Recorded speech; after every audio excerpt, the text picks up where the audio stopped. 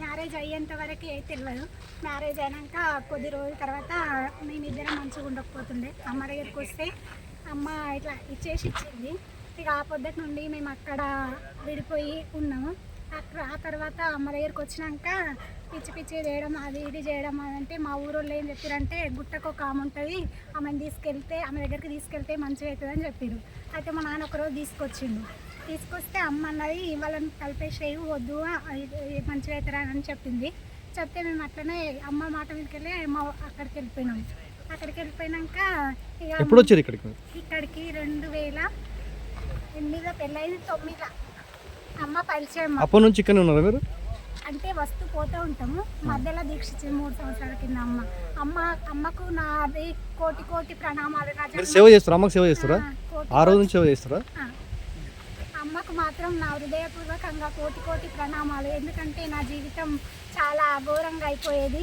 నన్ను ఆ విధంగా రక్షించి ఈ విధంగా కూడా ఇంకా నేను అమ్మ చెప్పిన మాట చచ్చిపోయింది. ఇమీడియట్గా తీసుకోపోండి హాస్పిటల్ అని ఒక జిమ్మే డాక్టర్ మా ఫ్యాక్టరీకి ఉంటారన్నమాట చూసుకోవడానికి. మీరు ఈ దీక్ష తీసుకున్న తర్వాత మీకు ఎంతమంది సేవకులు ఉన్నారు? ఒక 100 మంది 150 దాకా సేవ. ఎక్కడెక్కడ ఉంటారు వాళ్ళు?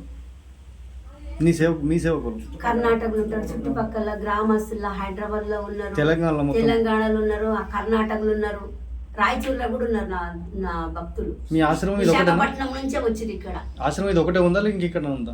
నాకు ఆశ్రమం ఒకటి గుడ్డెవాళ్ళు ఉంది, ఒకటి కర్ణాటక గుడ్డెవాళ్ళు ఉంది, అఫ్జల్పూర్ దగ్గర. అక్కడ ఒకటి చేసినాము. ఒక టెగ్లపల్లిలో చేసి ఉంటుంది. 3 ఎకరాలు ఇచ్చిండ్రు మనకు. గవర్నమెంట్ ఇచ్చిందా? Government assignment land. ఊరోళ్ళంతా తీసుకపోయి అక్కడ కూర్చోబెట్టి 3 ఎకరాలు ఇస్తే వీళ్ళందరూ ఇక నన్ను ఇక్కడ ఇచ్చిపెట్టి అక్కడ ఎందుకుంటాం అని ఇక్కడ తీసుకొచ్చి ఇప్పటికి కూడా వాళ్ళు వస్తారు, రమ్మంటారు. అక్కడ గుడిసె అంత ఏర్పాటు కూడా చేశారు అక్కడ వాళ్ళు. కానీ నా సంకల్పం ఏంటంటే ఎన్ని ఆశ్రమాలు చేసినా నేను లేకుండా అక్కడ ఎవరు వేసినా కానీ వృధానే కదా. ఎవరొకరు బాగుపడతారు, మనం ఉన్నదాన్నే తీర్చిదిద్దాలి. ఇక ముందు ఏంటంటే నా సమయం ఆసన్నమైన కొద్దీ నాకు ఆసనం దగ్గరకు వస్తుంది కాబట్టి నేను కూడా ఎక్కడ వెళ్ళను. అయితే ఒకరోజు ఇట్లా ఏమైందంటే ఒక గ్రామం నుంచి నాకు ఇక్కడే పక్కన ఆశ్రమాలు ఉన్నాయి కదా, నన్ను చంపడానికి వచ్చిన సత్యం. నాయన తినండి, మీ కార్యక్రమం ఏం చేస్తారు చెయ్యండి, మీరు భోజనం చేసినాక చెయ్యండి అంటే వాళ్ళు శరణ్ అంటే మరణం లేదు అనుకున్నారేమో. నా గురుదేవులే అడ్డం అన్నది.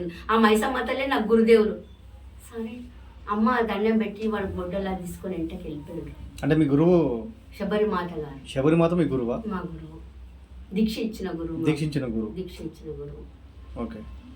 నా జీవితం ఏంటంటే నేను స్పిన్నింగ్ మిల్లో కూడా చేసిన పని చేసిన, నేను చదువుకున్నా. మీరు ఈ దీక్ష తీసుకోవడానికి కారణం ఏంటి? కారణము నా బాల్యం నుంచే నాకు నా ఆత్మగురువైన మా నాగరాజమ్మ, నాగదేవత వాళ్ళిద్దరు దీక్ష ఇచ్చి నాకు ఒక మంత్రం ఉపదేశం చేసిండ్రు. ఆ రకంగా నేను తపస్సులు జపాలు చేసి గుట్టకు రాలేను. ఆ రకంగా ధ్యాసలో పోతూ ఆ కంపెనీలో కూడా నేను పనిచేస్తే పడిపోయేది.